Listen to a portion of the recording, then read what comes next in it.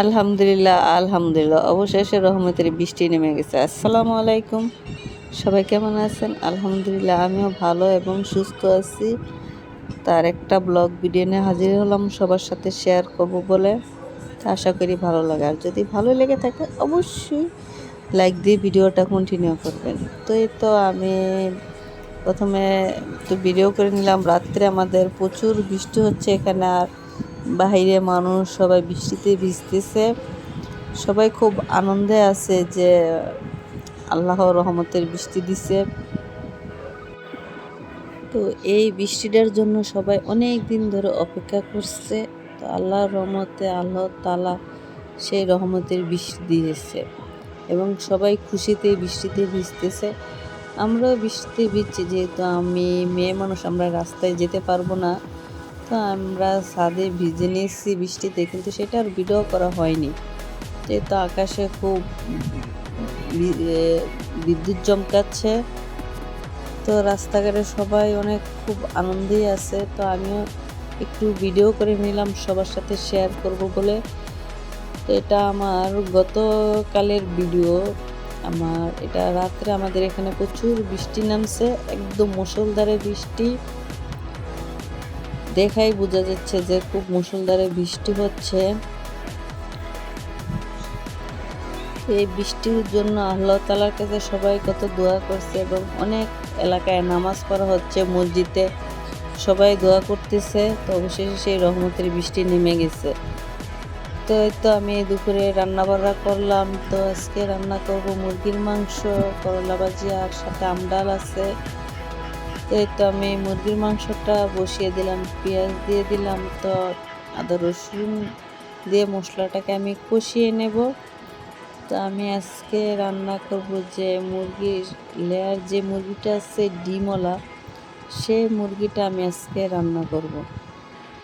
তো দূরের কাছে যে যেখান থেকে আমার ভিডিওগুলো দেখতেছেন সবাইকে জানাই অসংখ্য অসংখ্য ধন্যবাদ।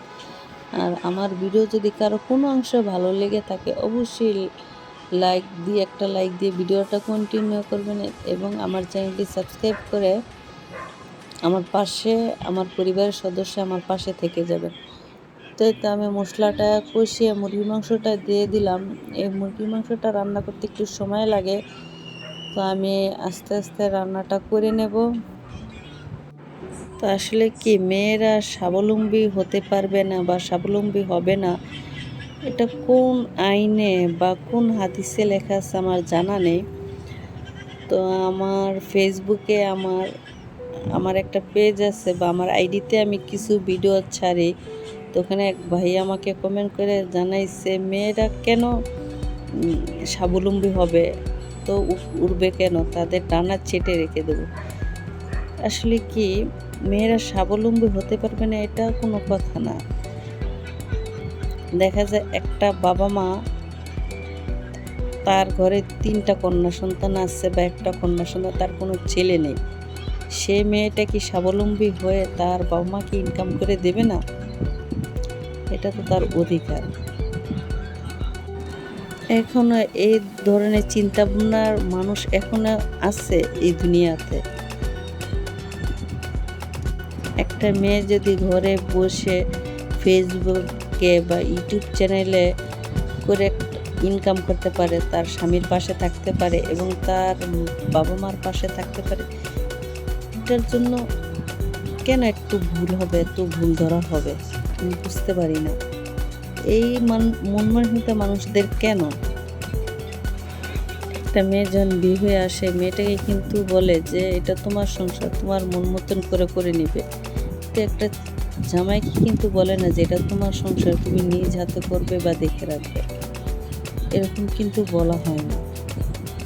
তাহলে সেই মেয়েটা যদি নিজে স্বাবলম্বী হয়ে ইনকাম করে তার বাবা মাকে কিছু টাকা দিতে পারে এবং স্বামীর পাশে থাকতে পারে, এটা তো দোষের কিছু না। এটা কি কোনো দোষের কিছু?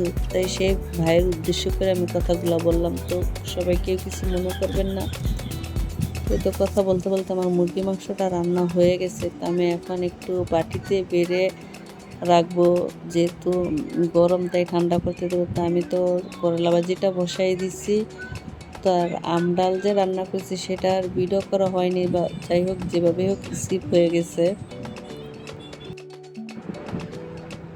তো আমি করলা ভাজিটা এরকম করে করি, কে কীভাবে করেন অবশ্যই অবশ্যই কমেন্ট করে জানাবেন। তো আমি ভাজিটা যখন কিছুটা সিদ্ধ হয়ে গেছে তখন আমি একটু দিয়ে দিলাম, পেঁয়াজ দিয়ে দিলাম। দেখা যায় এই সময় পেঁয়াজটা দিলে একটু আদা কাঁচা থাকে বা কম সিদ্ধ হয়, তখন ভাজিটা খেতে ভালো লাগে এবং ভাজিটা খেতেও তিতা কম লাগে।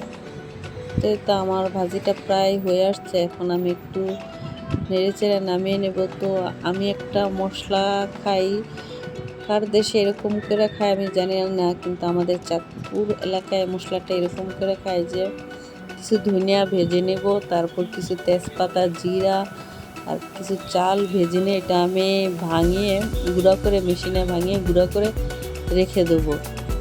তো কাদের বাসায় এরকম মশলা খায় অবশ্যই কমেন্ট করে জানাবেন। সবাই ভালো থাকবেন, সুস্থ থাকবেন, আল্লাহ হাফেজ।